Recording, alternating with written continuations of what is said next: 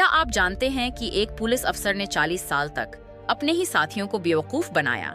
Joseph James ڈینجلو نے 1976 سے 1986 تک کیلیفورنیا میں 50 سے زیادہ عصمت دری اور 13 قتل کیے۔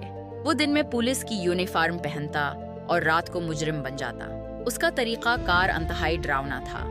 وہ ہفتوں تک اپنے شکار کا پیچھا کرتا، ان کے گھروں میں چوری چھپے داخل ہو کر سامان کی جگہ بدلتا، اپنی پولیس ٹریننگ استعمال کر کے فون لائنز کاٹتا اور سیکیورٹی سسٹم توڑتا۔ سب سے حیران کن بات یہ تھی کہ وہ اپنے ہی جرائم کی تفتیش کرتا اور کمیونٹی میٹنگز میں شرکت کرتا جہاں اس کے حملوں پر بحث ہوتی۔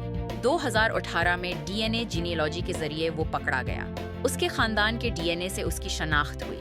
یہ جدید ٹیکنالوجی نے ثابت کیا کہ کوئی مجرم کتنا بھی چالاک ہو، انصاف تک پہنچ جاتا ہے۔